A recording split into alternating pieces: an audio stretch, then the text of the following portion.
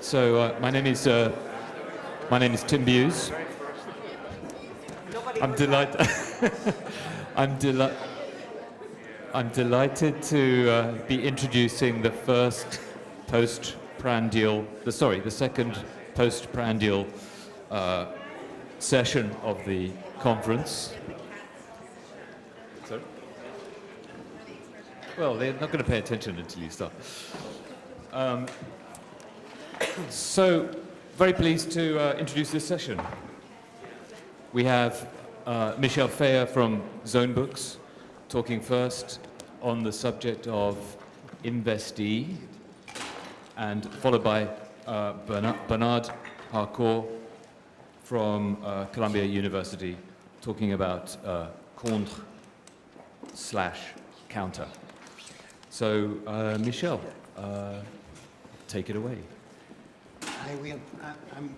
I'm counting on you to check my timing because I'm a disciple of Etienne in more than one way. If you see what I mean.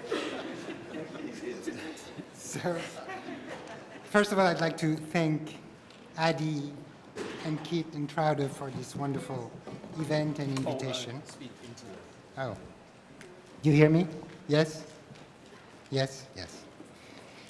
And so, originally, my talk was going to be on the concept, Etienne's concept of counter-populism.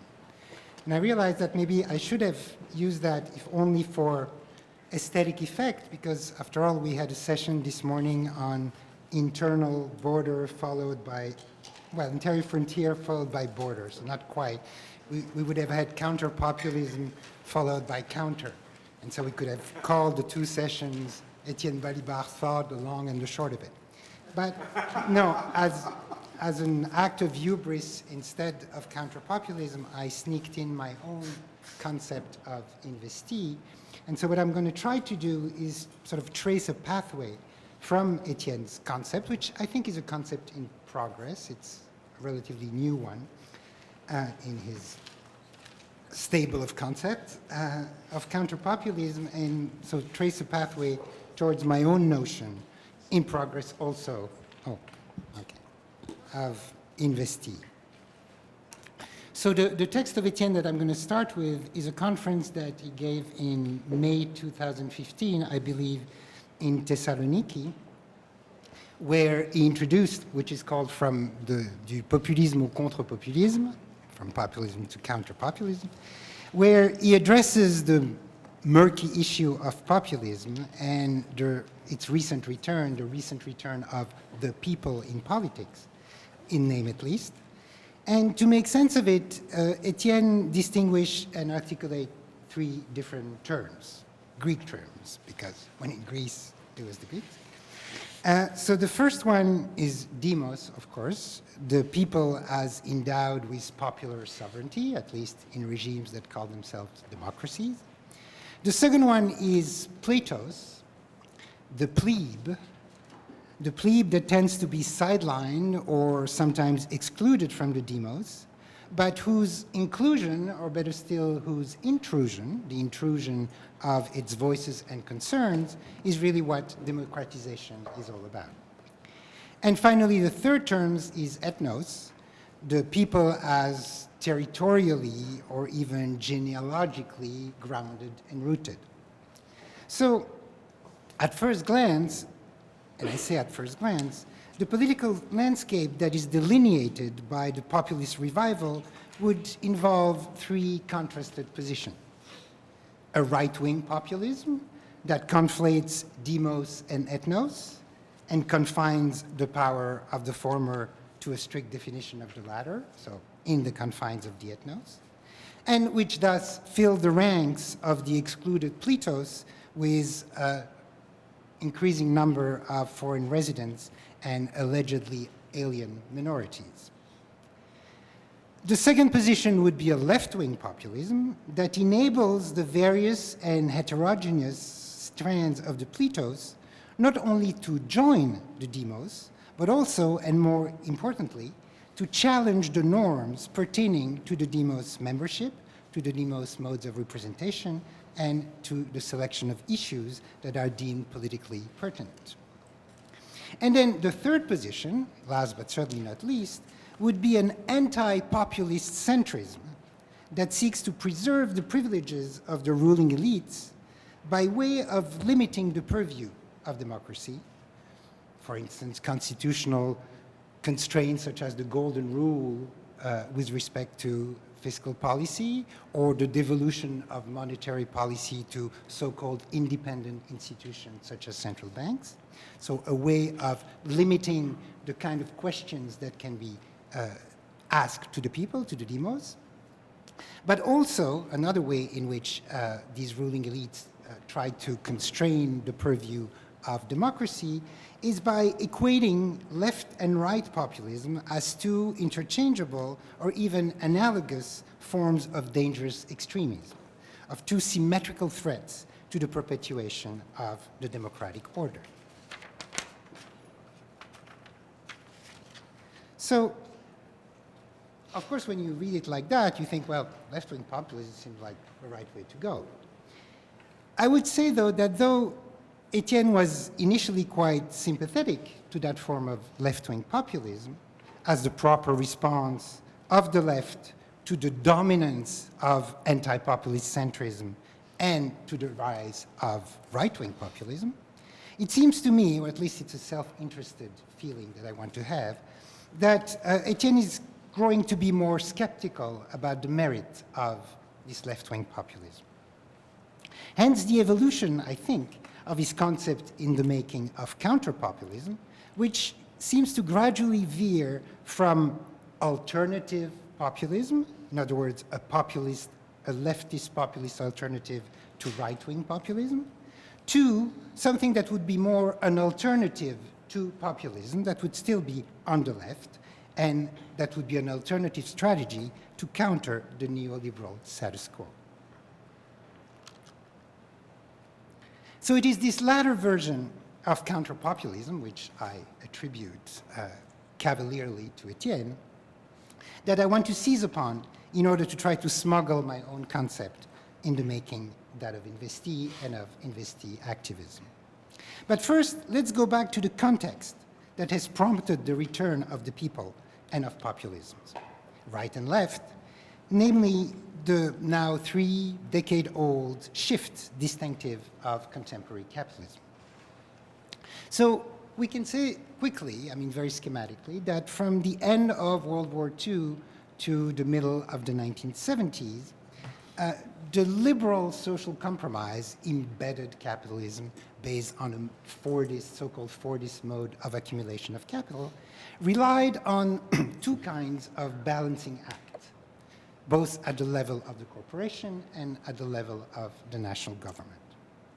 In an economy that was largely propelled by large and vertically integrated corporations, which were involved in the mass production of durable consumer goods and relying very much on domestic markets, the main job of corporate managers was to appease both employees and capital owners.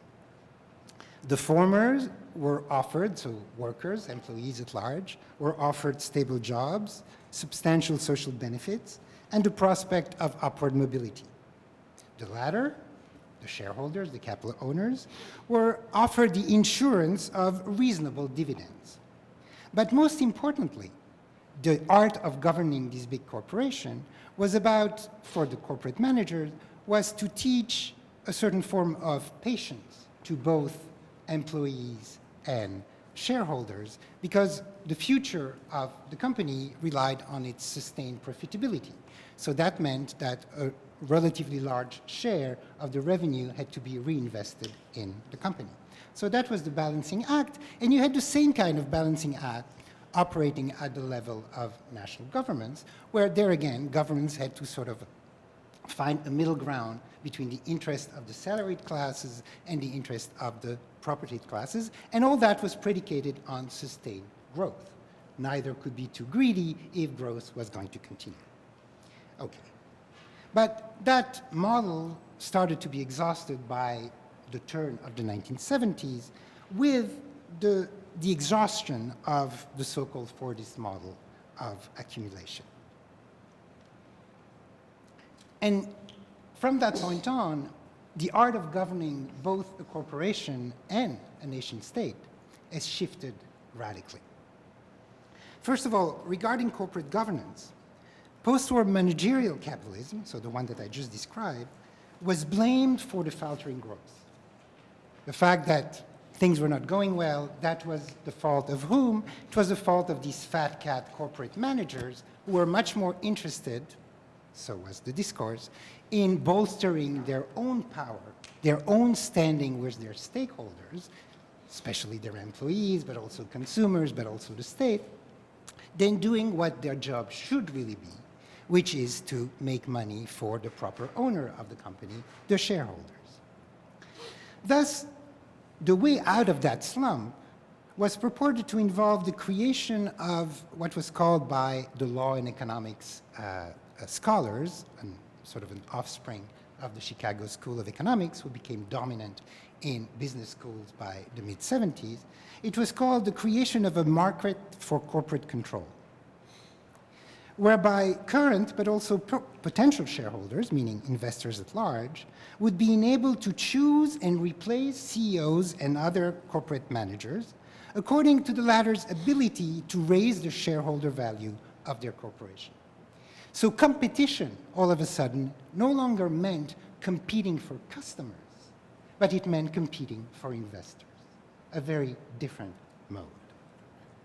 So as managers were made to internalize the new rules of what was called good governance, both through the menace of hostile leverage buyouts and the lure of bonuses and stock options, they learned that their primary job was no longer about optimizing the commercial profit, the profit coming from the sales of the commodities they were producing, of their corporation over time, but their job was about increasing the credit of the corporation's stock in the eyes of impatient investors.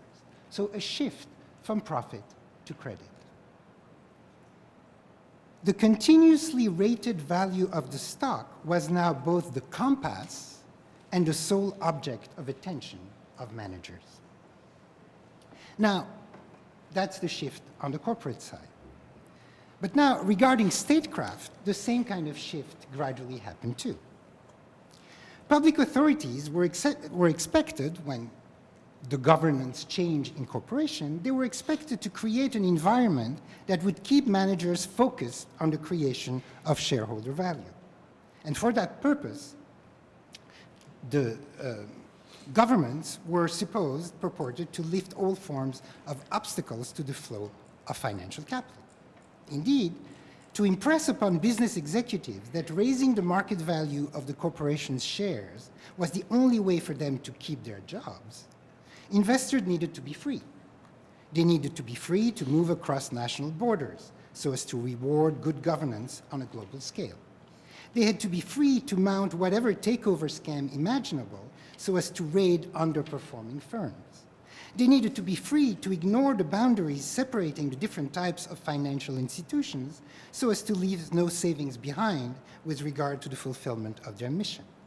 And finally, they needed to be free to invent novel financial instruments so as to protect the volume of available liquidities from the vagaries of the business cycle. So as national governments reconciled with the fact that their new calling was to make the territory under their jurisdiction attractive to investors, they quickly learned that these investors were relatively simple people. They had simple tastes. What lured them almost unfailingly was low labor costs, a business-friendly tax code, and strong and pervasive intellectual property rights. You give them that, they come to you. Simple. So, of course, governments were eager to placate investors, but nonetheless, they could not help but realize that meeting the demands of investors translated into precarious labor conditions for most wage earners, drastic budgetary cuts affecting both social programs and public services, and the privatization of either two common resources. Of course, they were convinced that there was no alternative, as the saying goes. However, political leaders were still worried that their new priorities could cost them their re-election or even cause social unrest. Thus, instead of simply sacrificing the welfare of their constituents to the wishes of the investing community, they start to make up for the loss of tax revenues resulting from their fiscal and labor policies by borrowing the money they needed from the very investors they meant to attract. And of course, investors were happy to be of service because lending money is what lenders do, right? But while happy to be of service, the purveyors of credit were very careful to attach strict conditions to their loans, making them incumbent on commitments regarding welfare reform, leaner public institutions, improved flexibility of the labor market, and fresh tax cuts. So since the depositories of popular sovereignty no longer were in a position to refuse or even argue with their backers, having allowed financial capital to choose its havens freely, their approach to government underwent the same transformation as that which had affected corporate management. Just as managers had reneged on the Fordist ideal of sustainable profitability to embrace a mode of governance exclusively geared towards the pursuit of shareholder value, what elected representatives did was that they learned to envision what the German sociologist Wolfgang Streeck aptly calls the bondholder value of their national debt as the main compass of their policies. In other words, instead of pursuing perennial growth by means of investing in infrastructures and boosting domestic demand, the governments, the national governments, elected the continuously rated market value of their country's public debt as their main object of care. So, bondholder value on the government side, shareholder value on the corporate side. A radical change of governance. And the consequences, of course, were pretty drastic, both on the social front and on the political front. Sorry, ice cube. On the social front, it led to a drastic weakening of labor organization. After all, shareholder values calls for low labor costs. And these low labor costs, these policies were facilitated, of course, by governmental attacks on unions in the name of attractiveness, but maybe more importantly, by the globalization of the labor market and the rise of new industrial powers, which allowed investors to choose their havens really freely, and also the development of the new technology of information and communications, which acted as enablers of outsourcing and vertical disintegration, which made then the management of labor much easier. So that was on the social front. On the political front, governments were caught between two constituencies. They were caught between the bondholders who financed their budget and the voters who still vote them into office. So you would imagine that there again, there was room for a balancing act. Except not, because there's a fundamental difference between the mode of operation of these two constituencies. Indeed, voters vote, electors vote every 4 or 5 years. Investors vote every nanosecond. So constantly, the wishes of voters is preempted by the wishes of investors. So hence what we got was what Wendy Brown calls stealth de-democratization of ostensibly liberal democracies, both at the level of the corporation and at the level at the state. On the one hand, the stock market, with its share value, preempts collective bargaining in the labor market. On the other hand, the treasury bond market preempts political debates in the electoral arena. Okay? So, in the wake of this pretty radical transformation, the left has split.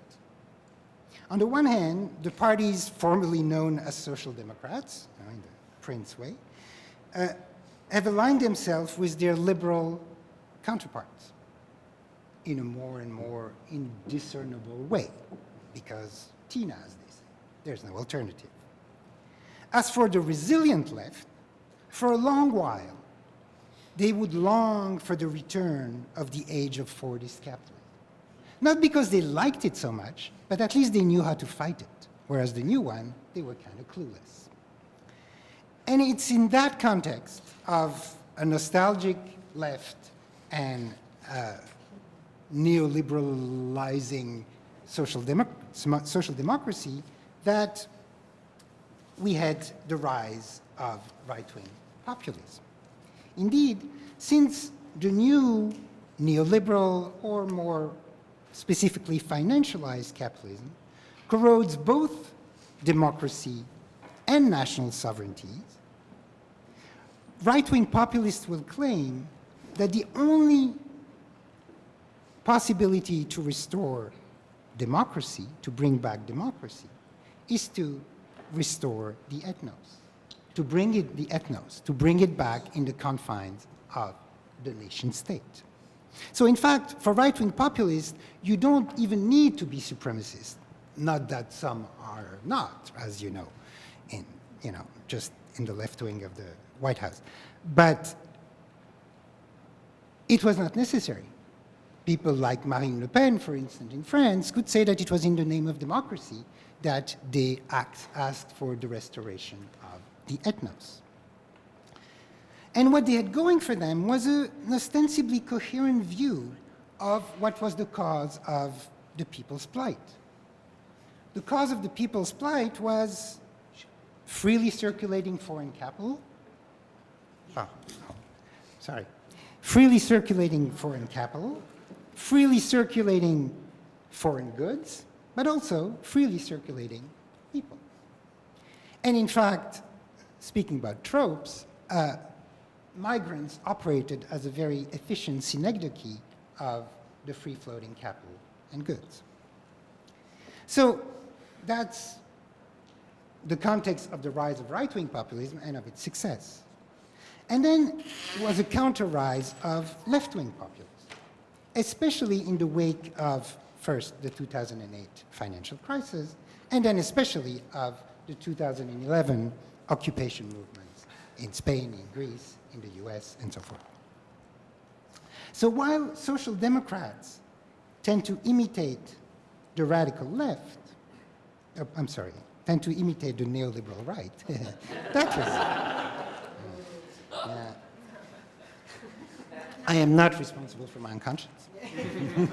I don't even know him. I don't know if it's a him.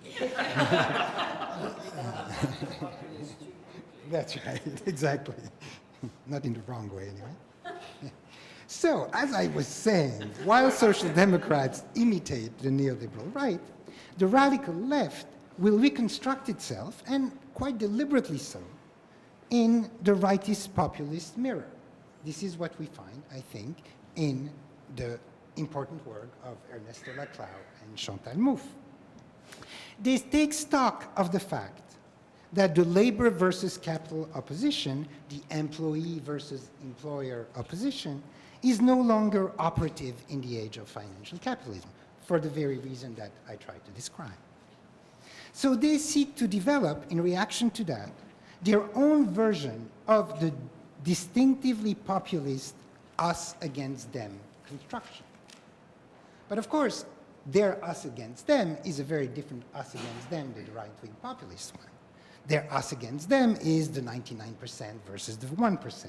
It's the people versus the caste or the elite in the Spanish Podemos mode. And of course, they give it a radically different content than that given by the right-wing populists. In other words, they champion the Platos, not the ethnos. However, insofar as they seek to seize power on the electoral scene, because that's what left-wing populism is about, realizing that the power of financial institutions comes from the very time in which they operate. That's every nanosecond voting. What they want to do is restore the time and the space where electoral democracy or representative democracy can still be operative. And so insofar as they seek to seize power on the electoral scene, they will develop their own version of the leader purported to incarnate the wrath of the sovereign people, against the illegitimate elite. And of course, Ernesto Laclau was very careful to distinguish between the charismatic leader of the populist right and what he called the empty signifier that the leader of the populist left was supposed to remain. So he called for what could be called an ironic Peronismo.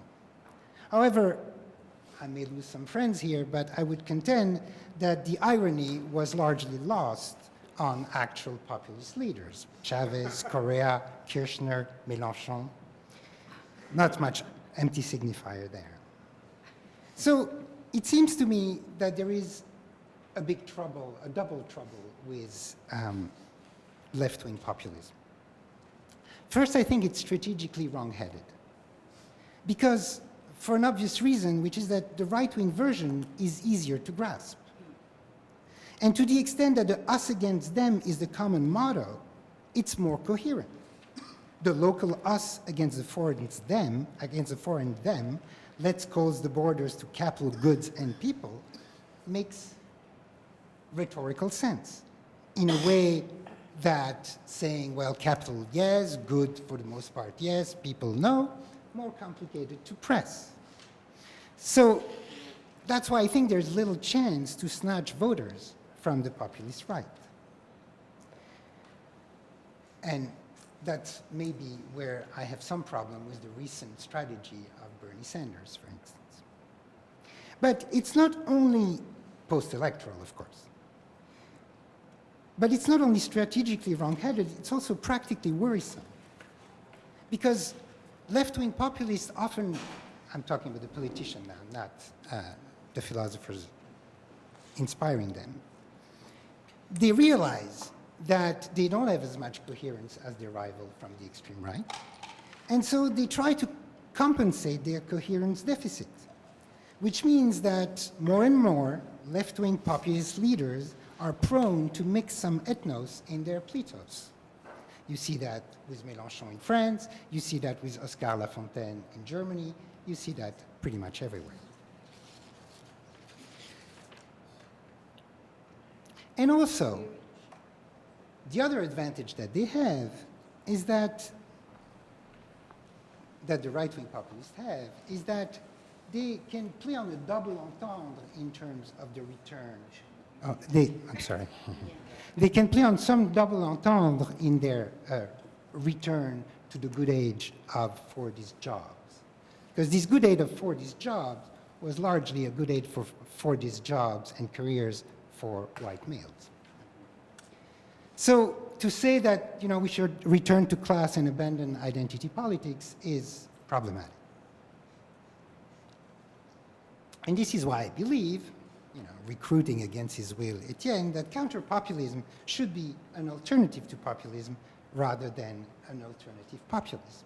And this is where I smuggle my own concept of investee activism. What do I mean by this is the following. I don't know how far I'll have time to go, but I'll go as far as I can until Tim says shut up. More politely, I'm sure. Oh, the mic. I'm so sorry. I'm so sorry. Thank you. So, taking stock that there has been a change of emphasis in the critique, not only in the form of capitalism, the way I've described it, but also in the critique of capitalism. Primarily now, it is aimed at the condition under which financial institutions allocate credit, even more than the critique of how non-financial corporations generate profit. While, of course, the exploitation of workers by employers are still under attack and certainly have not diminished, investors are now at the forefront of what is being criticized. So there's a shift in the focus of discontent. Shift from the market where labor is made into a commodity and priced as such, to the markets where initiatives of all sorts are made into assets and evaluated as such. So it seems to me that since there is this shift in the form of capitalism, there should be a similar shift from the point of view of social criticism and activism. So to make my point, I will operate by a series of analogy with Marxism and with the critique of industrial capitalism by Marx. Exploitation, according to Marx, sorry for the 101 aspect of what I'm going to say in the next couple of minutes.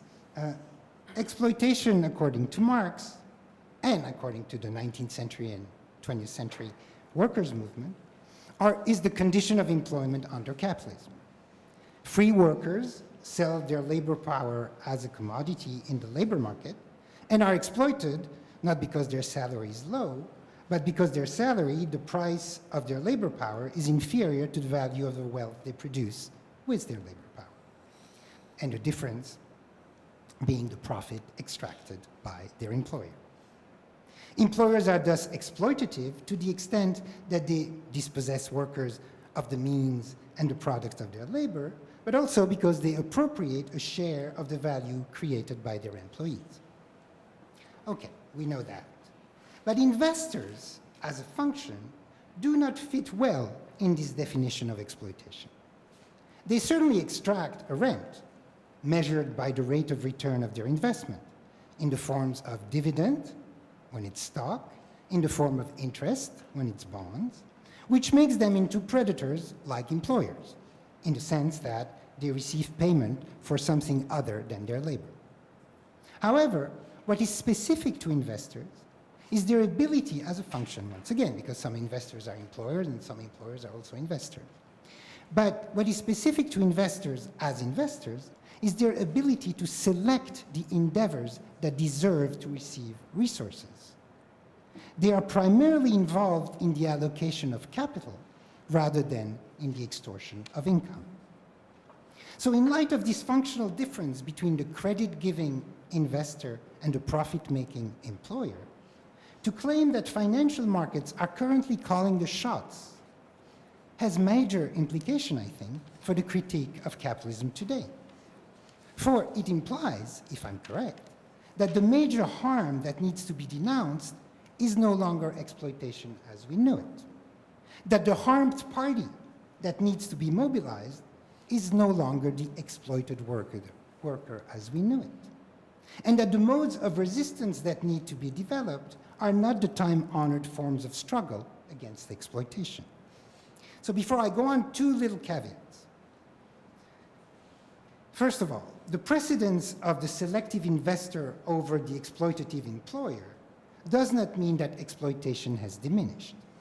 Because of corporations' quest for shareholder value, labor costs are constantly reduced. And because of government's quest for bondholder value, public social spending is constantly reduced.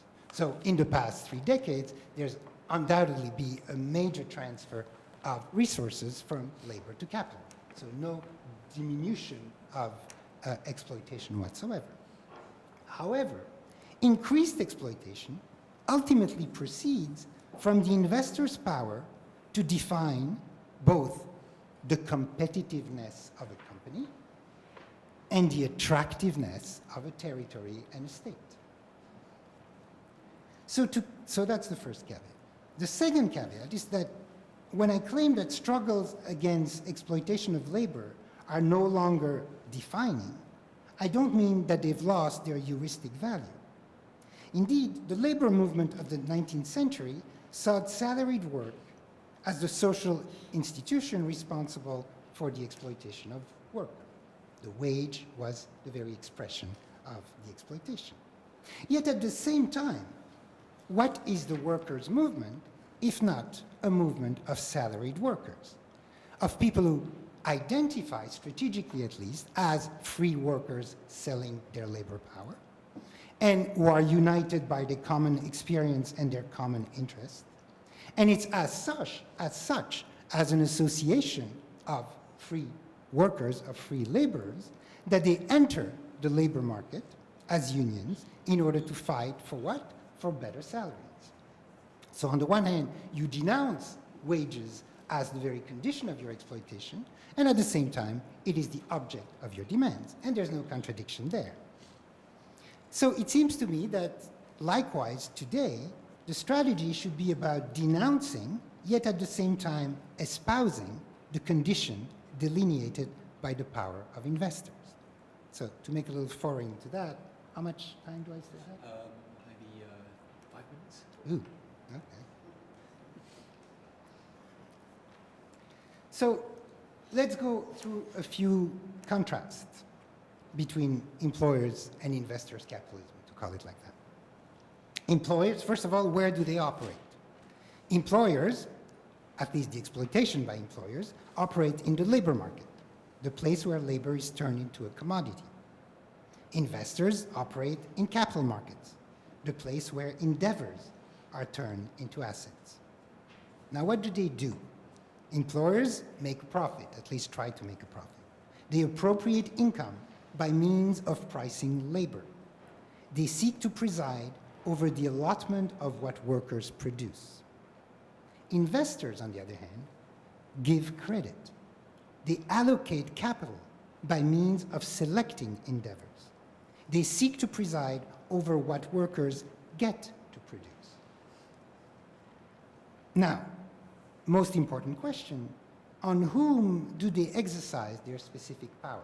In other words, who do employers see, and who do investors see? Who are the characters that they address, presuppose, and whose conduct they seek to act on and modify? Employers, again, in the old Marxist sense, address employees, whom, as you know, they perceive as merchants of labor. The labor market is modeled on the market of goods and services. Thus, laborers are conceived as labor sellers who, by negotiating, try to get the best price possible for their labor power, which is the only commodity in their possession. Investors, however, address presumptive investees. Here's my name, right? Since we're going to do an employer-employee, investor-investee analogy. So investors address presumptive investees, or issuers, if you prefer, whom they perceive as projects trying to attract financing, or more generally, projects trying to attract credit, whether expressed financially or through other forms of confidence. For example, governments are seen by financial market through their provisional budgets, a project. Corporation through their business plans. Job seekers through their job application. Students through their statement of purpose. Loan seekers through their credit score. Each time, what financial markets see are projects. Thus, investees are perceived as legal or natural persons who want to be invested in, who want to be considered worthy of investment. Now, it seems to me, but I won't dwell on that, just one sentence, that the substitution of projects seeking to enhance their credit thanks to the appreciation of their assets, the replacement of this new character, as this new character replaces the merchants who seek to maximize their profit thanks to the sale of the commodity in their possession, represent, if I can use that word, some kind of an anthropological shift. Indeed, liberal anthropology, at least in its utilitarianist version, envisioned everyone as a utility maximizing individual who, if provided with competitive market, will seek to sell the commodities he or she owns at the highest price and buy what he or she needs at the lowest possible cost. The emerging anthropology, so to speak, fashioned by capital markets, envisions people as credit-seeking projects who endeavor to maximize not so much their profit or their satisfaction, but to try to maximize their appreciation in the eyes of investors. So, two more questions and I'll stop there. What are the types of social practices that are distinctive of each member of the couple, of each couple, the employer-employee and investor-investee? In the labor market, as in the market for goods and service on which it's modeled, employers and employees, as buyers and sellers, negotiate the price of the commodity called labor power. What is called the market clearing price represents the outcome of their negotiations. So negotiation is the very social practice on the labor market and the very social practice, I would say, of liberal capitalism. In the financial market, however, prices do not result from negotiations, but from speculation. The market price doesn't represent the outcome of negotiations between buyers and sellers, but the market price represents the current state of investor speculation on the value of an asset. In other words, the current state of investor speculation on the attractiveness of a project. This is why the Keynes already, then Minsky, then the regulationist school in France, have always insisted on this, I think, crucial point that financial markets are not at all the same beast as other markets. So to say that neoliberalism is the return of the market, you lose the distinction between the operation of the two kinds of markets. And so my final question, and I'll stop there, is what are then the forms of resistance that would be adequate to each regime? In other words, employers' power and investors' power. Well, insofar as the labor movement appropriated the condition of the free worker, of the utility maximizing labor merchant, in order to enter the labor market as a collective bound by common interest and determined to raise the price of labor, unions had to become proficient in the art of negotiation. But also, they had to adapt it to their own purposes. They just needed to invent new bargaining techniques, collective negotiations based on solidarity, but also strikes, occupation of factories, in some cases, destruction of the means of production. Thanks to that strategy, they eventually managed to impose a new social compact.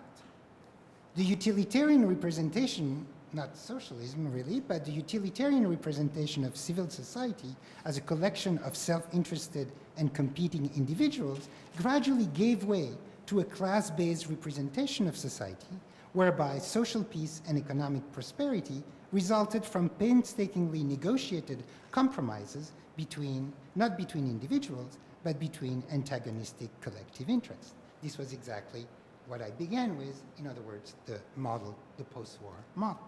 But that's what has been undone in the past 30 years. So instead of dreaming to come back there, or to substitute the kind of class struggle that is constructed by the economy with an opposition between us and them, the people and the elite, it seems to me that the same shift has to happen as far as activism. What I mean is this, is that the government, first of all, the government,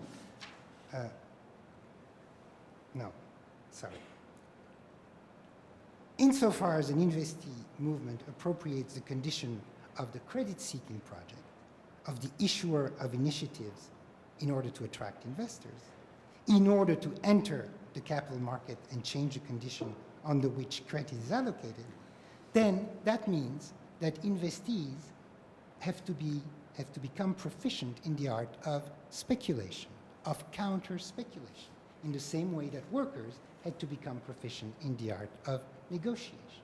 So what could be the possibility of speculating collectively?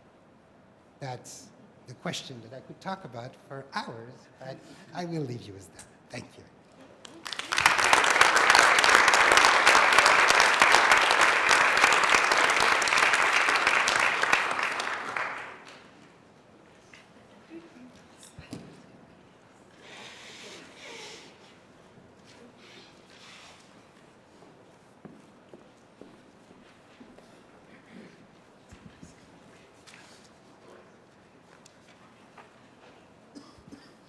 All right.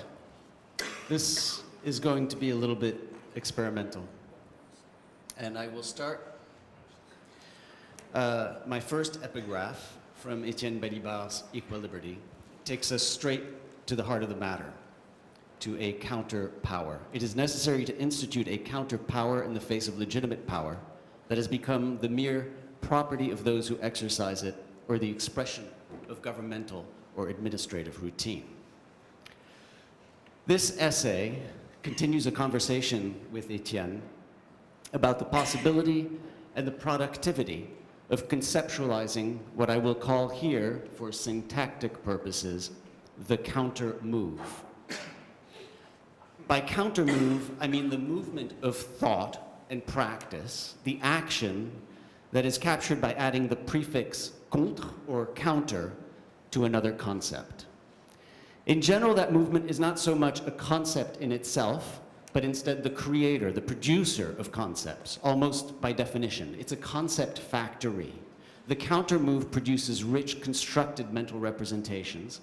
It practically defines the distinction between concept and notion. Nothing here is intuitive and immediate with regard to the counter move. On the contrary, it's a complex, constructed, and somewhat stabilized over time. It's our intellectual work product.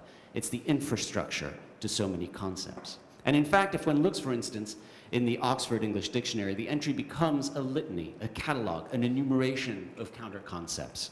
Counter-address, counter-advise, counter-affirm, counter-ambush, counter-avouch, counter-beat, counter-bid, counter-bore. I'm only at the B's, right?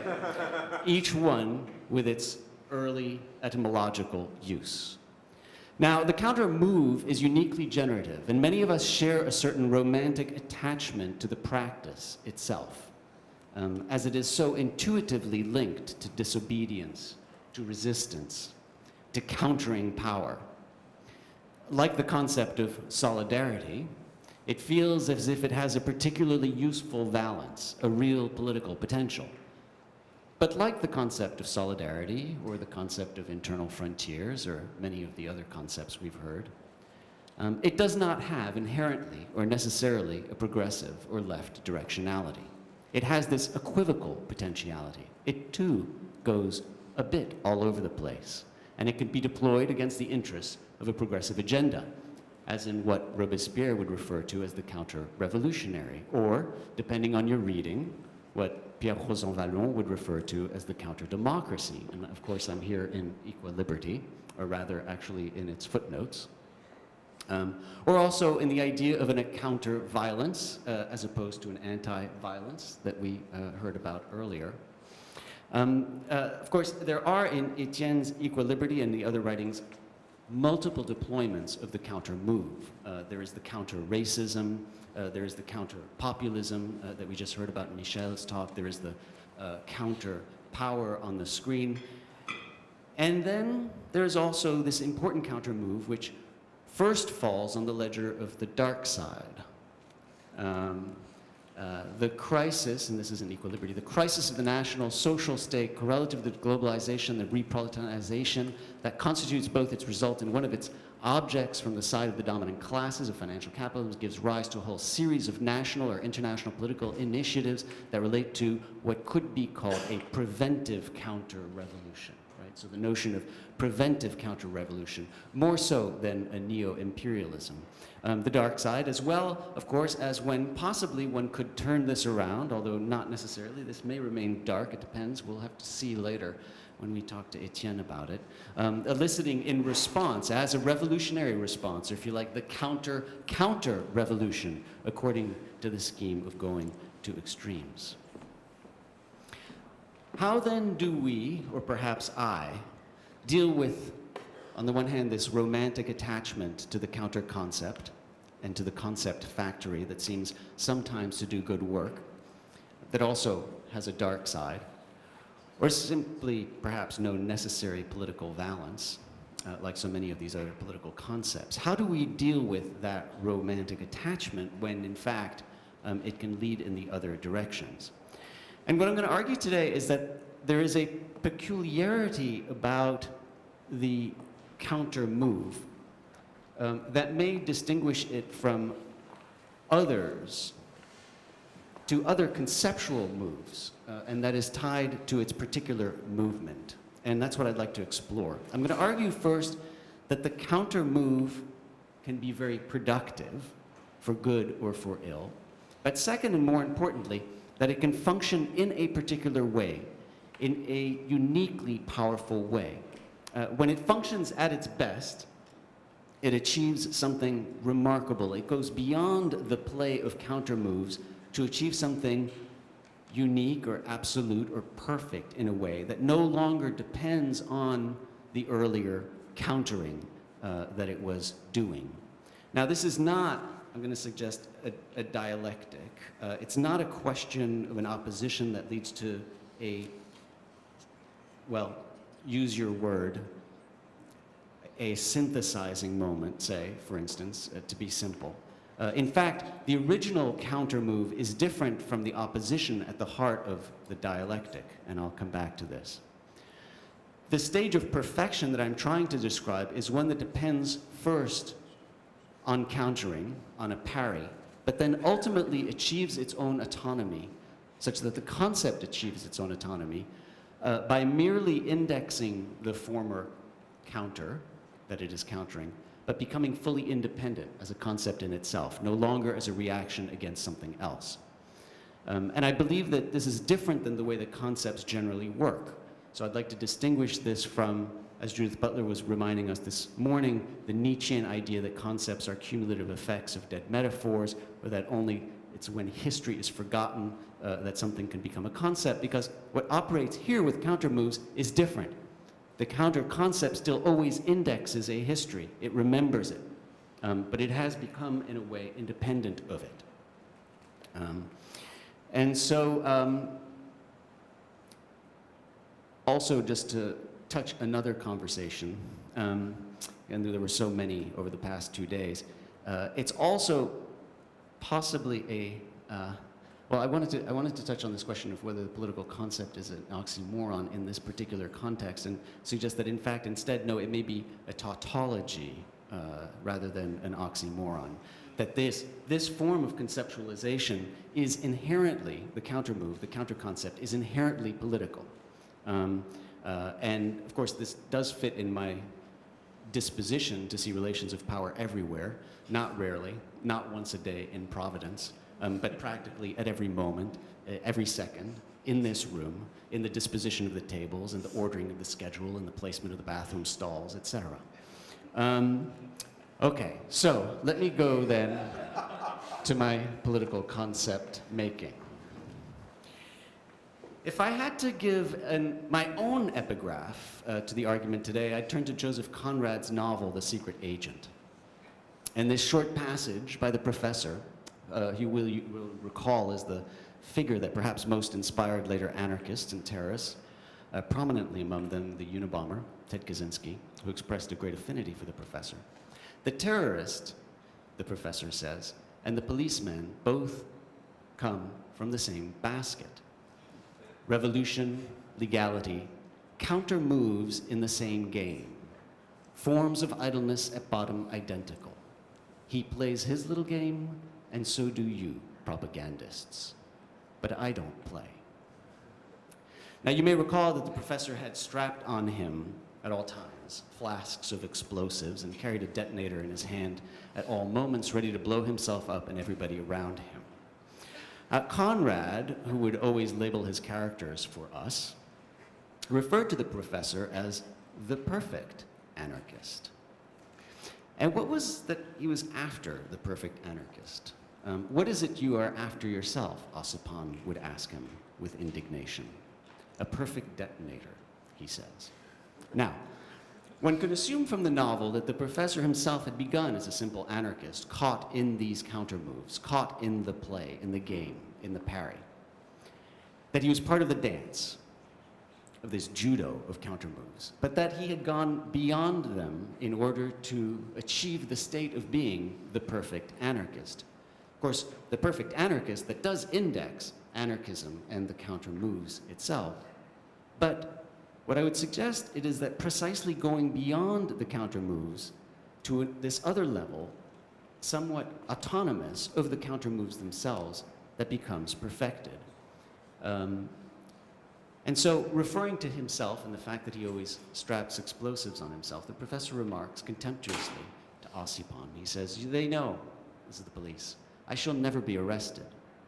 The game isn't good enough for any policeman of them all. To deal with a man like me, you require sheer, naked, inglorious heroism." And it is, of course, the professor who has the last scene in The Secret Agent. After the counterintelligence and the counter-espionage is all over, after Winnie Verloc's story has reached, in Conrad's words, its anarchistic end of utter desolation, madness, and despair, after her death, her brother's explosion, her murder of her husband, her own suicide, it's the professor who closes the book. The incorruptible professor, Conrad closes. He was a force. His thoughts caressed the images of ruin and destruction. He walked frail, insignificant, shabby, miserable, and terrible in the simplicity of his idea, calling madness and despair to the regeneration of the world. Nobody looked at him. He passed on unsuspected and deadly, like a pest in the street full of men. He had gone past the counter moves. All right, let me give you another example. This one actually from a passage that got me hooked on the contre move and originally interested. It was in editing Foucault's 1981 lectures at Louvain, Wrongdoing, Truth-Telling. And there's this beautiful passage, which actually I think kind of captured what he was entirely trying to do in the lectures, and that we ended up putting on the back of the book. We often speak of the recent domination of science, or of the technical uniformity of the modern world. Let's say that this is the question of positivism in the Kantian sense, or perhaps it would be better to associate the name of Saint-Simon to this theme. In order to situate my analysis, I would like to evoke here a counter-positivism that is not the opposite of positivism, but rather its counterpoint. So that's the line, right? I want to invoke a counter-positivism that is not the opposite of positivism, so one could say it's not anti-positivism, although I'm adding that, it's rather its counterpoint. It would be characterized by astonishment before the very ancient multiplication and proliferation of truth-telling and the dispersal of regimes of veridiction in societies such as ours. Now, it's not an anti-positivism, I would say, but it's counterpoint. It is, in some sense, positivistic, in some sense. Foucault is here, and in his lectures at the Collège de France, tracing a history of truth, a history of regimes of truth. Here, more specifically, regimes of veridiction and truth-telling. But in the larger arc of the research at the Collège de France, he traces a history of regimes of truth. Now, that work is not anti-positivistic. It is instead a counterpoint, deploying something positivistic against a narrow positivism. And it culminates, I take it, in a philosophical intervention that is somehow autonomous of positivism, that doesn't depend on it, that no longer just responds to it, right? And that's the point. It no longer just responds to it, it becomes its own thing, a philosophical method, a way of seeing the world. So it has overcome positivism and the countering while always indexing it and remembering it, and while always, in some sense, pointing to it. The counter move was, for Foucault as well, a conceptual factory. Etienne made this apparent during the course of his seminar on Foucault at Columbia last fall, which I had great fortune to attend. Etienne began to identify the importance of certain counter terms in Foucault's work, and over the course of a series of emails, we began to accumulate a list of the many counter moves in his work, in the débat with the Mao, le contre-pouvoir, the contre-histoire, and society must be defended, the counter-conduct, of course, which I'll come to in STP, counter-society and security, territory, population, la contre-justice, in an interview at the time of the Maos, the counterweight of governmentality in the birth of biopolitics, psychoanalysis as a counter-science in the order of things. Throughout his writings and his lectures, it seemed, Foucault constantly returned to the prefix to create this kind of a concept that would, I think, overcome the game of countering. And of course, when one starts to collect all of these counter moves, it almost feels as if the conceptual practice is at the heart of Foucault's political intervention. And I have to say, I think it's also at the heart of Etienne's work as well. In discussing the Collège de France lectures, right?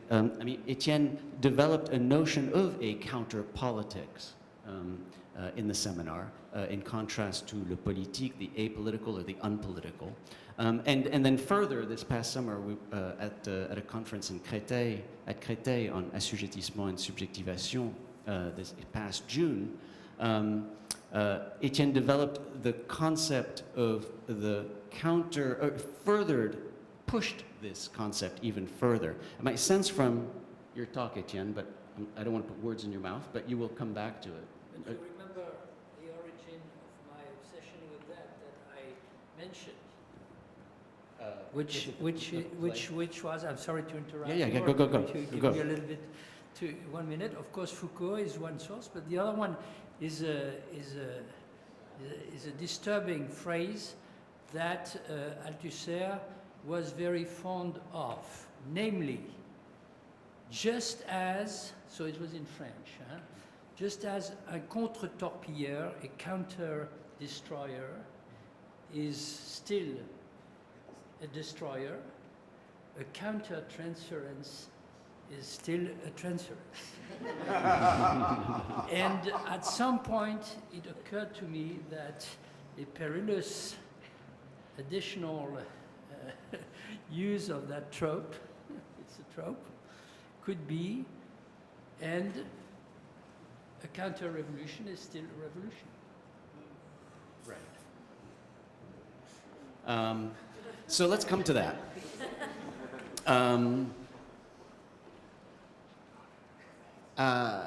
Let's go to that.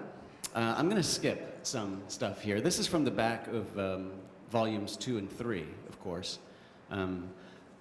And the notion of contradicting, I think, is also important. And in fact, one of the ideas here would be, which I think Etienne was trying to develop, is that the idea of the contradiction is, de contredire, is actually at the heart of parasia. And so that at the heart of much of the later work of Foucault, one has again this move of countering. But let's go to the counter-revolution. I'm going to skip, so it's going to get a little bit out of order here. Okay, but I'll see if I can maintain, because the counter-revolution is important. This is the French commander, David Galula, who was the one who, in some sense, theorized counterinsurgency. From 1960, this is from a book he wrote in 1966 about counterinsurgency. Now, what's interesting about the counter-revolution as a counter-move, and it captures so much, is that it essentially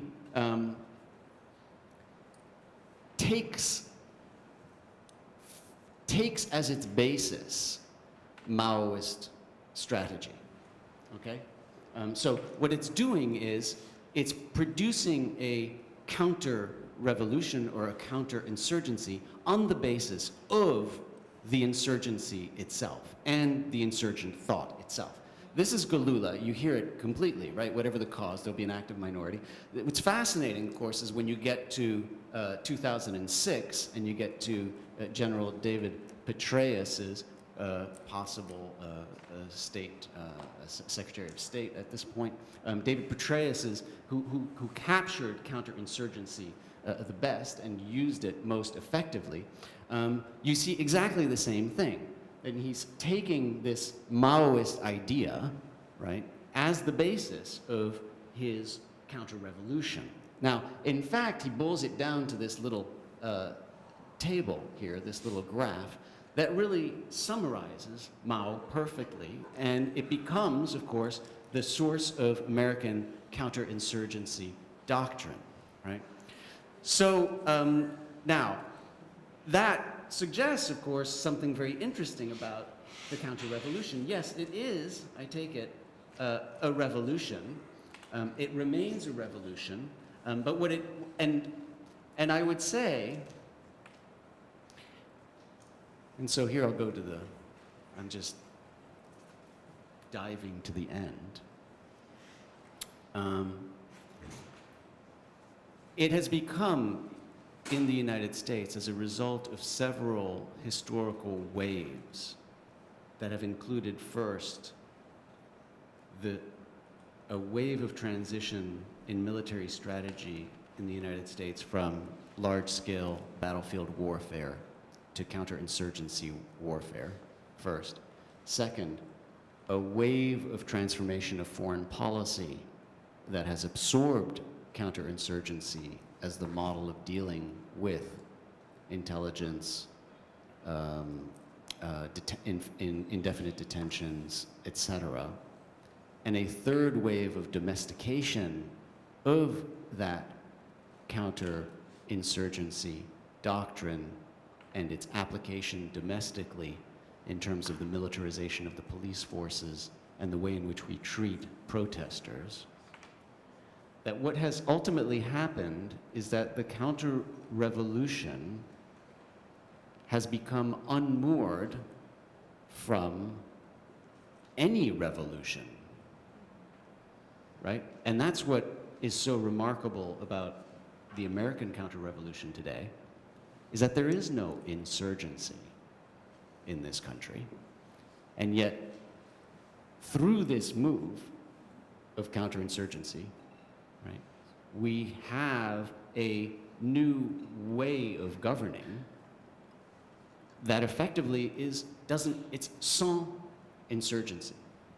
So there's no insurgency on domestic soil, but there's a creation of a fictitious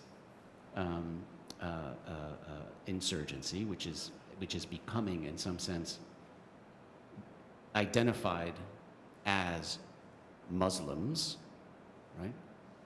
The active minority is becoming, quote unquote, Muslims, a fictitious. So so what's happened, and this is precisely the move of the counter that I am interested in, is the way in which that particular move can then achieve a point of becoming its own political concept, its own thing, a form of governmentality that doesn't depend anymore on the fact that it needs to counter anything whatsoever.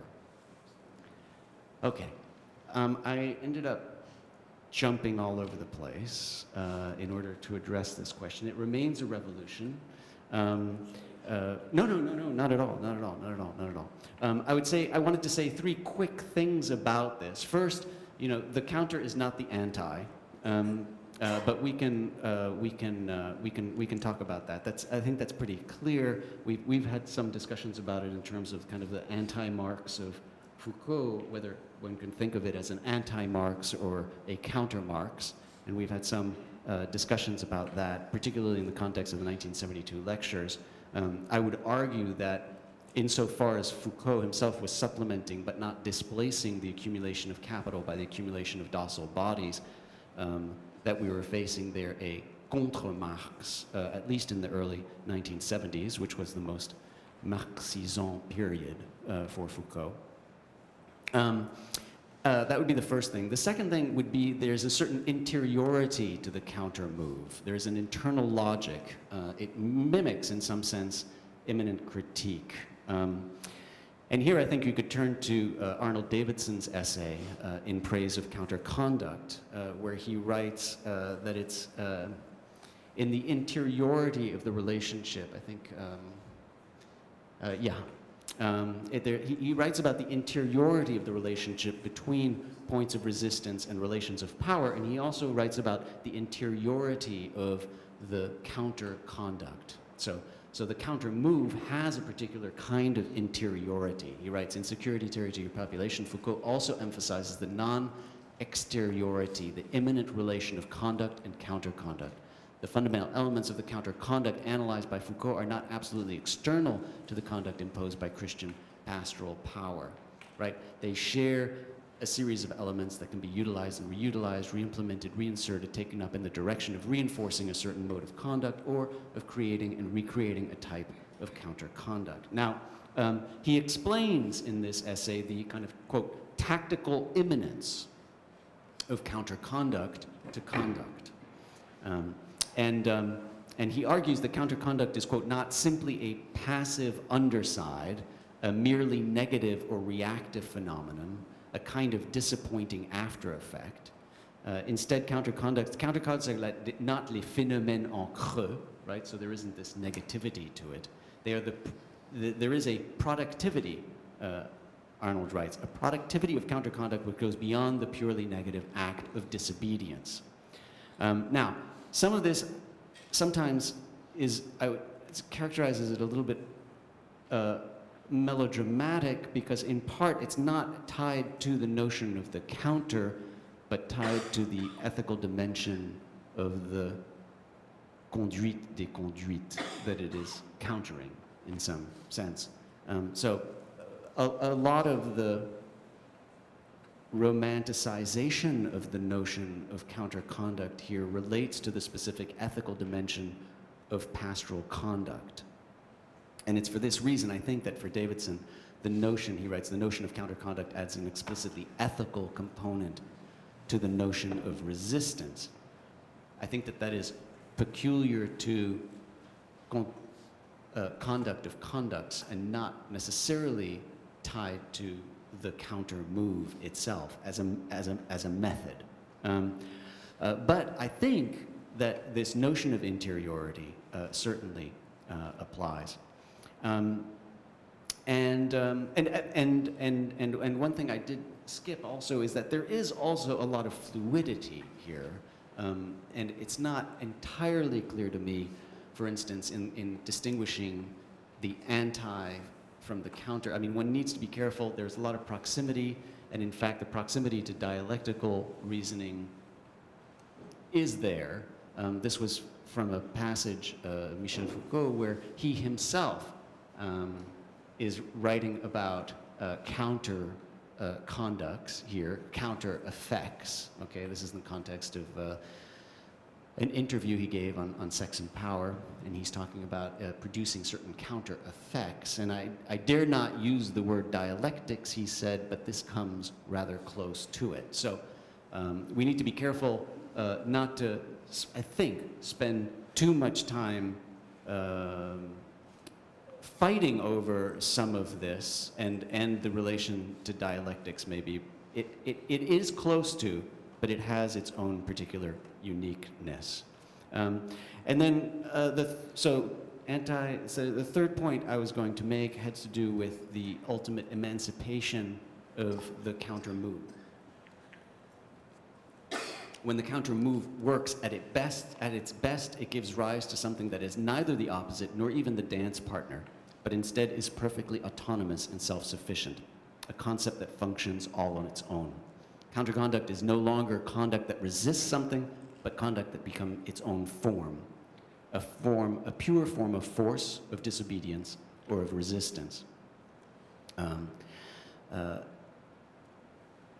The example there being, I think, on its dark side, the American counter-revolution today that is in existence without any form of an insurgency, and which has just gotten a lot worse, at least if one listens to the words of Donald Trump.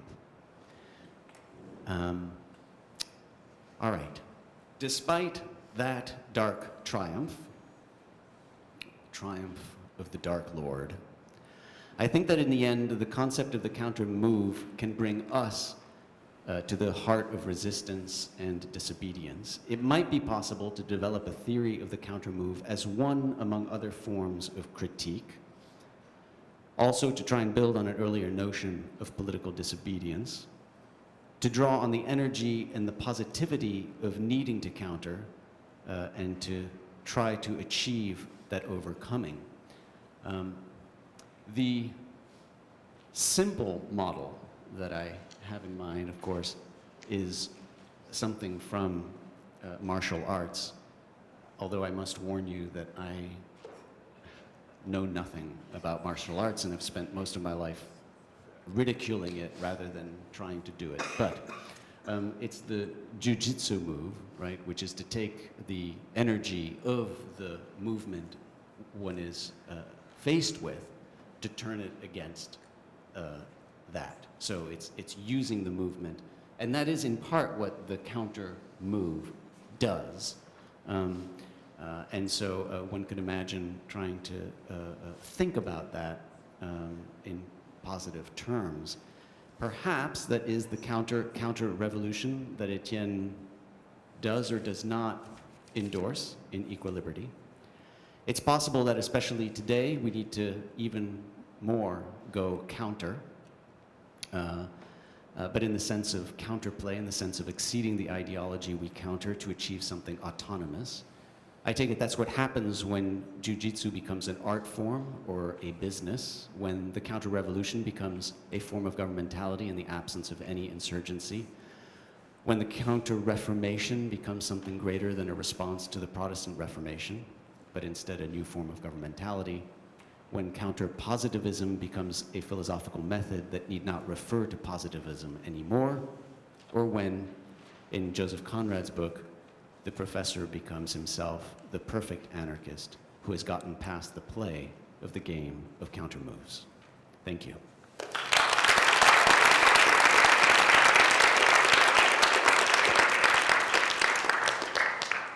We have 25 minutes. I'm sure we have a lot of questions to wonderful papers.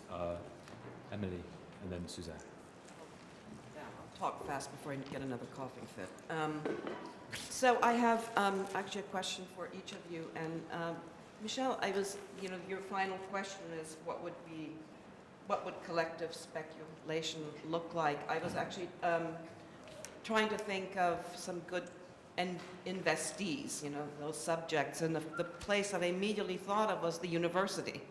And, as we try to be invested in and not just by the state, but certainly, by endowments and et cetera, et cetera. And in other words, we do more and more of that every day. And, but at the same time, the university also produces subjects that go on to the labor market and have to engage also in the opposite of that speculation, right, which is, a negotiation on the market. That is also what we produce. And so I'm wondering whether you have any sort of reflections on your final question as it would pertain to the university. In other words, what could the university do along the lines of this kind of collective speculation other than read Hegel? That was that what could be worse than that? Yeah. And Bernard, I'm not sure I understand exactly how you're using this counter. One, you mentioned briefly counterpoint, and that brings up, of course, music, and in which two melodies, let's put it very simply, interact according to pretty fixed rules.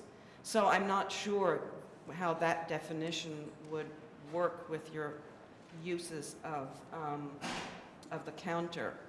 And to add to that, I was very struck by your juxtaposition of the Maoist definition of insurrection or counter-insurrection and that of Petraeus. And I'm wondering what the relationship between the two is. Are these counters to each other, or are they counterpunctual, or are they something that belongs to Conrad's, the professor's definition of what the others are doing? In other words, is it all a game? And then where would your idea of counter fit into that?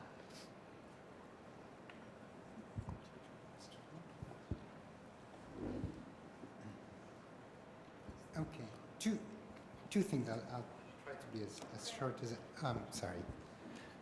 Yes. Two things. As far as university are concerned, the first thing, which is not what you're alluding to, is what university can do, but it seems to me that one of the most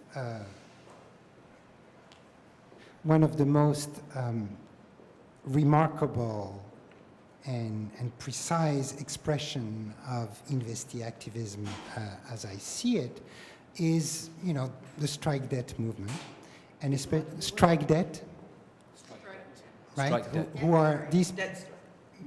No, well, it was called Strike That, and then there was, they were of course calling for debt strikes, but the movement is called Strike That, and even that movement had two phases, one which was called the Rolling Jubilee, and which stopped in 2013, and now what they've done is the Debt Collective.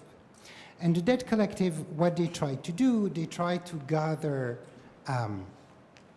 students and former students who have been conned by these fake universities and try to create a platform where these students can meet and, in fact, prepare them for the possibility of, as you said, a debt strike. But what is interesting in there is the following thing, is that what I tried to say during my talk was the fact that it seems that the parties formerly called Social Democrats have constructed themselves by imitating neoliberal parties. The radical left plays in the mirror of the radical right. It seems to me that I have nothing against modeling oneself to an enemy, but I think the right enemy are financial institutions. And in this case, what is interesting about the Debt Collective is that they really construct themselves, try to construct themselves as a bank too big to fail. So the idea, a bank too big to fail, right? So that's their model. In other words, the idea is to gather enough students in debt to create, at least speculatively, the threat that if we all default, you have a problem. And their pressure in order to change the law, to make public education free, and so forth, is nonetheless predicated in terms of the struggle in a threat of default. And so that seems to be what is the essence of investee activism as I see it, is precisely to operate exactly as financial institutions operate. In other words, their two powers is, on the one hand, allotting credit, right? And so therefore defining what is worthy of investment. But on the other hand, financial institutions have another kind of power, which is the opposite power, which is the power they have not as creditors, but as debtors, which is the fact that if we fail, we bring the world down with us. And so it seems that the model, at least, of the Debt Collective is of that sort. But as far as universities are concerned, as you say, it seems to me that one thing that universities can do is this, is precisely, and I think what I'm proposing fits in the counter conducts that Bernard is talking about, is what is at stake today is the condition of accreditation. What receive credits and who receive credits and for what? And so therefore developing alternative criteria of accreditation and speculating on them seems to be the right social movement approach. And if I have one more minute as far as the labor market is concerned, well, yes, they have to go on the labor market. But what is the labor market today? In the United States, between 35 and 40% of the working populations are not salaried workers anymore. They're not wage earners. They're private contractors. And a private contractor is not someone who has a job. It's someone who sells tasks. Building IKEA furniture for clumsy household, doing software programming if they have that kind of skills, but also, driving an Uber car. And to do that, the institution that is pertinent is no more a market, but a platform.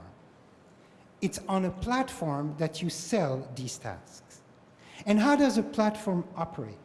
A platform operates, how will you sell your task, right? You don't have an employer, so you have to sell your task. So what will it depend on? Well, for an Uber driver, it depends on the rating he or she gets as a driver. And the same thing goes on TaskRabbit for the IKEA furniture mounter. In other words, the shift from profit to credit is not only for companies and the states, but also for individuals. So therefore, what is at stake is not so much the age of full employment is over, but even the age of employability, which was what was promised by the third way governments, Clinton, Blair, and others, seems to be over. At this point, in fact, the only thing that the public sphere promises are access to resources, promises of appreciation. And so therefore, to act on what is appreciable, on what resources should be accessed and at what cost, seem to be also a way of approaching it. So this is, you know, this shift, and I think I fit in his model, but that's up to him to decide. You definitely fit in my model. Okay. We're on the same boat, right? Okay. So I think, so counterpoint, so there's an issue of temporality here that might not work as seamlessly with the musical conception of counterpoint.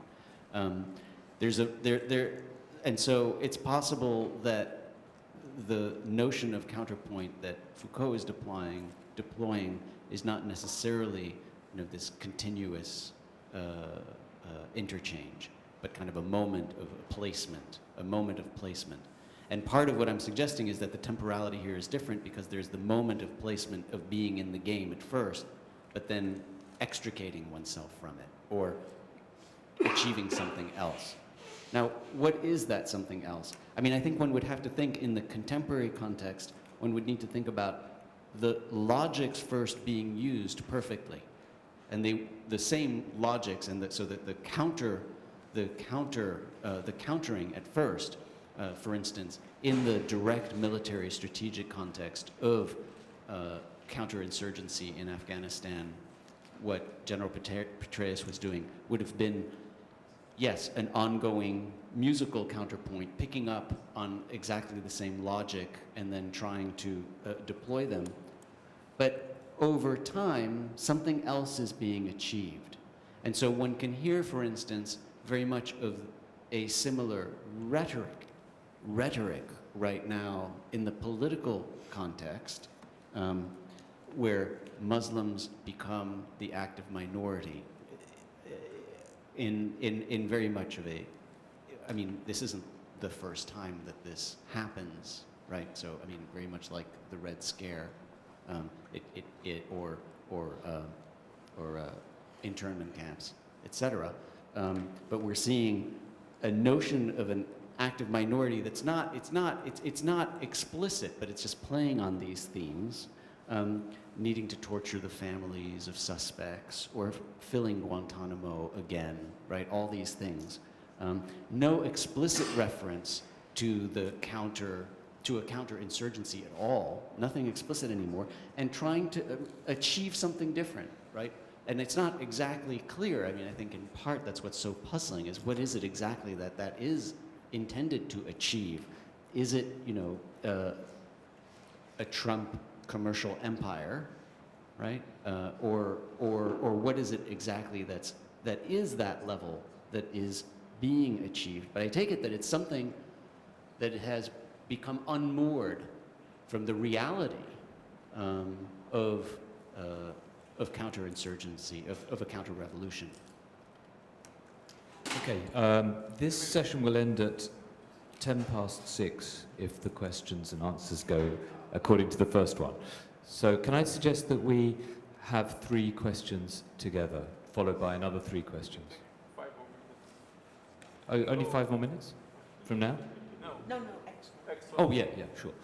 So Emily, followed by Jacques, followed by Peter. Thank you both. I think my question follows from Suzanne's, and it's really about this idea of what would be the jujitsu in the new kind of financial landscape that you've laid out, because you both seem to have ended on a note of certain strategies of either resistance or a kind of counter. And so one question, the way you work with financial history and problems and shifts is really intriguing to me. And I had one, so could you imagine depreciation as a political strategy, an active political strategy of depreciating in relation to this maximizing their appreciation of financial institutions. And then the other really kind of wild thing that I kept thinking about, but I don't know if this is a precise question, but it's just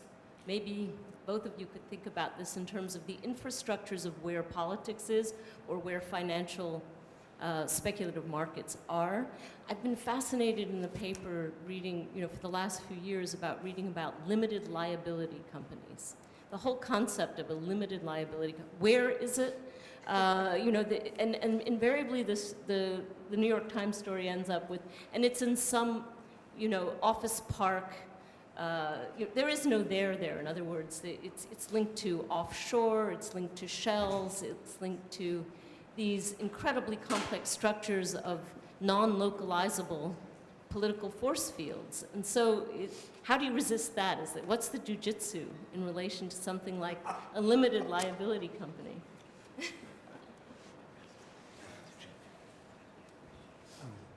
This is in the... Okay, so this is in the mode of one more brick in the wall of the counter.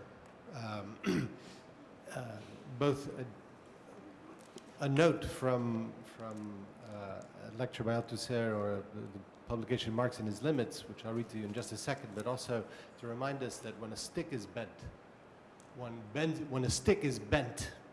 bends it in the other direction, and that's called a counter bend, and that's one of the normative tropes for Leninism, and yes, it is. Yeah. The complication with bending the stick is that one has two virtual limits to the bend or to the counter bend. One of them is the eventual straightness of the line one hopes to achieve, right? And the other one is the material integrity of the stick. If you bend it too much, it's going to break, right? So there are two virtual possibilities there. One of them is the eventual one that you want the counter to achieve, the straightness of the stick. That doesn't exist. You infer it from the bentness of the stick. And the other one is something that you have to put materially or practically into test, because if you bend too much, it'll break, but you won't know how much is too much until you bend too much. These are two different orders that mark the way one imagines the counter in that case. And this is the way that this is to go to the question of whether there is a perfect outcome to the counter here. So this is what Althusser says on this. He cites from Lenin's 1907 preface to the collection of 12 Years, and Lenin says, what is to be done? I said, straightens out the stick bent by the economists. I emphasize that precisely because we were so vigorously straightening out the stick, our line of action would always be the straightest. Yeah, good luck with that. Althusser now, written or rewritten by Lenin himself, these lines have been ascribed to Lenin, who has been berated for them right down to our own day. It would seem that one cannot bend the stick in the other direction if, as a materialist, one wants to straighten it out, for this counter-bending also leaves traces which, thanks to the ideological struggle, are deeper than the one that was corrected by the counter-bending and is no longer topical. Right? So that goes to the question of whether it's possible to achieve that third moment of perfection without the trace of that material bend in left over. Peter. Yeah, absolutely. Yeah, I agree.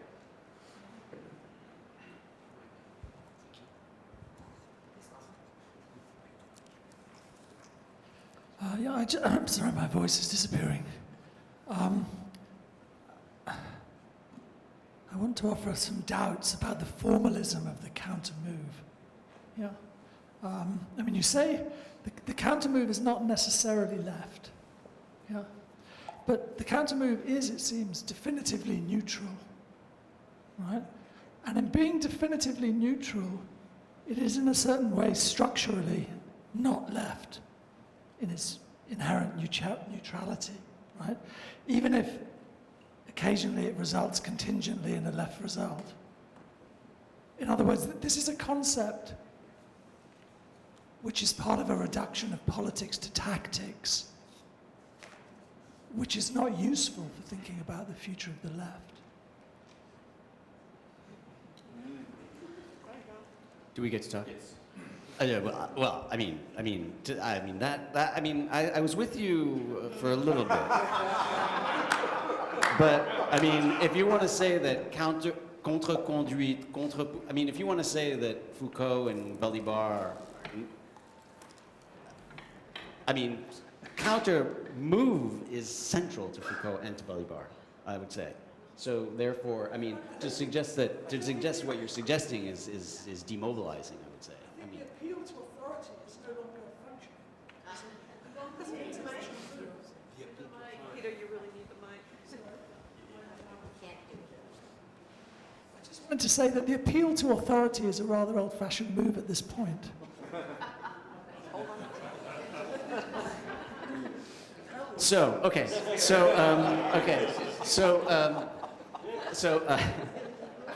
Not today. Maybe tomorrow. Not at the Balibar edition. Okay, no. Okay, so I don't think so. Definitively neutral. I don't think it's definitively neutral. That's the point. I don't think that it is. I think it can be deployed in either direction. We see it deployed in either direction. So it can have those outcomes. It can be deployed in the different political directions. That doesn't make it definitively neutral. It just makes it. It does raise questions about strategy and politics, or the relationship between strategy. I'll grant you that. I'm on board there, etc. Okay, and those are important questions. Okay, but I don't think that the notion of definitive. But I'm sorry I jumped in and I shouldn't have. Well, there were three questions. Okay. Well, there were other questions too. Yeah. Okay. All right. Okay. I'll finish myself off. Yeah, I'm good at that. Okay. Does it not leave? So that's great. So we have to think about that passage and think it through. Does it not leave traces? There's something about the traces you suggest. The idea of traces there is something about a weakness. Right? In other words, it's something about the fact that the structure, the way I understand it is that somehow the structure, in the bending, the structure is less robust than it was before. It leaves traces.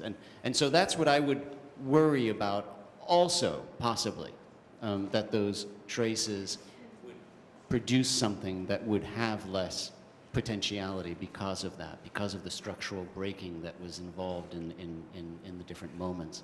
But I wonder if that's right. And when I look at some instances where I see what gets produced, it's not at all clear to me that there are these traces.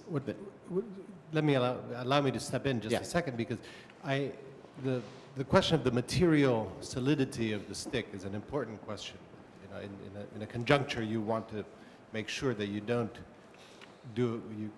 your counter-revolution is not so extreme that you end up defeating the goodwill of the people, for example, that 10% who actively support, or the middle chunk of people, the vast majority of whom might be in support.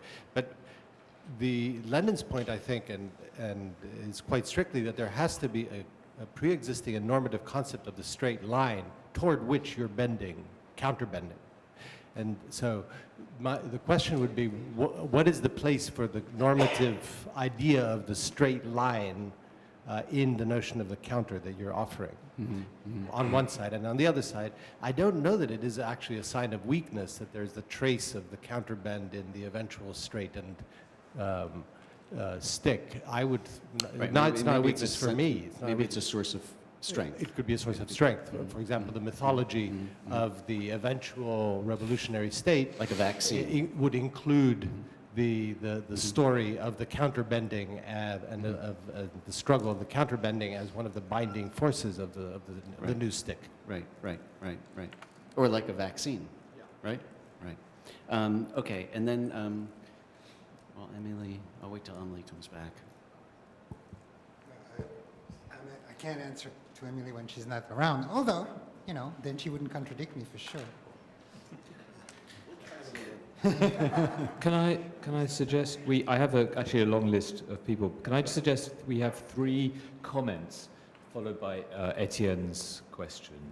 So we have, if you could keep them brief, Judith, followed by Gary, and then you. Yeah. What's your name? Yeah. I still have to answer. Oh, sorry. Oh, she's back. Okay. Shall I We're answer? waiting for you, Emily. Emily, just a quick answer to the easy part of your question, which is the first part. Of course, depreciation is, par excellence, the way in which investee activism operates. Just think of the simplest form of investee activism, boycotts of a company. The boycott of a company is usually, my contention is that it often fails. It often fails because it is addressed to the consumer. It is addressed to the public. It's like, you know, look at the way these clothes are produced in Bangladesh. Stop buying the brand. It seems to me that tactically, or maybe strategically even, it would be much more efficient if the boycott was geared towards the investor and the fear that the investor might have. In other words, we are in a speculative world, which means that the success of a boycott campaign is predicated on how shareholders in the company will speculate on the success of the boycott operation. So you have to enter their way of gambling in order to construct your counter action, if I may borrow this word. But the shareholders are invisible and unknown. Just to answer to that, they're not invisible and unknown because one of the main features of financial capitalism is the extraordinary concentration of the owners of shares and bonds. What is extraordinary is that financial capitalism was sold on a democratic message, like, you know, everybody can enter financial market and become an investor. In fact, what we've had in the past 20 or 30 years is an unprecedented concentration of stocks and bonds. I mean, Vanguard and Fidelity own together about 70 to 75% of the stocks on the market. So talk about oligopoly. I'd say one word though, just exposure, right? Also, I mean, like, so in terms of the limited liability corporations and what you were talking about specifically, the exposure by that, the law firm that was doing all of that shell stuff and kind of exposing that, seems. Okay, so could we just 3 very brief questions, please, from or comments, Judith, Gary, and then Etienne. In that case, 3 All right, questions. so very quickly, Michel, do investors now take the place of the people? And if so, is that a response, an alternative to populism as well as to the notion of the popular will? Does are we all now understood as as investors of one kind or another, and does that not, investees, does that not imply a totalization of the social world and all subjectivating processes by financialization, and why should we accept such a totalization if that is your view? And then just a small postscript, which you know and I know you know, which is that, at least for Laclos, populism is not an end in itself, but the site for an articulation, right, where he cites and works closely with Gramsci to build solidarities, to produce a majority will that can make a difference in electoral politics, and that his concern was that class, like you, that class doesn't quite describe, but he turned to new social movements and was concerned about the proliferation of particularisms that were not linked together, and the mode of that link was the chain of equivalence, which, as we know, can be represented by no subject, no leader, no anthropomorph. And that was his critique of vanguardism. It was also elaborated as a left-wing populism against dictatorship. We should never forget that that's the context of that. So against vanguardism and against an undifferentiated class politics. So I just feel like we could do greater justice to him. I didn't mean any form of attack. It's just a different conceptualization of the things to do. But to go back first to your first, or was I supposed to wait for the other comment? Yeah. No, I'm sorry. It's okay. But you just finish. I think we are investees in the same way we were wage earners before. It's not a totalizing subjectivity, but it's about taking stock of the fact that at this point, the financial markets, and in particular the bond market, on the electoral scene, preempts the electoral scene. It's what I'm trying to say about the fact that they vote every nanosecond, and so therefore there's no room for sovereignty. So clearly, Laclau's populism is about trying to make room again for popular sovereignty and for the room of the popular sovereignty. My strategic objection, it's not an ethical or a political objection, my tactical objection is that at this point it seems not very hopeful. In other words, it seems to me that instead of trying to restore the temporality of representative democracy, which would lead to restoring the nation state, because that's in a way the place where it's still vaguely operative, it seems to me that before you have a chance of doing that, it is important to operate on the investor's turf and to develop techniques that manage to match their sense of time. In other words, how to harass continuously the way they do. That's why, for instance, I was very interested in what they were doing in Spain. The person who's now the mayor of Barcelona, who started the Plataforma de Afectado por la Hipoteca, and they developed this notion of the escrache, this activism of the escrache, which consisted in constantly harassing not only bankers, but also the member of the ruling party who didn't want to change the law about eviction. And the important thing about escrache was the fact that they were not doing one big demonstration one day and then you hope for the better, for the best after that. What they were doing is that they were following this member of parliament from their home to their office and back again. The idea was to wear them down continuously. That seems to me learning from investor, learning from this continuous thing. That doesn't cancel at all, and in fact, now she's mayor of Barcelona after all, that doesn't cancel representative politics and electoral politics. But it seems to me that if we don't manage to get in the bond market, in a way, and counter-speculate in the bond market, popular sovereignty is a losing proposition. Okay, in the spirit of investing in our brain cells, let's draw this session to a close, and thanks very much, our panelists.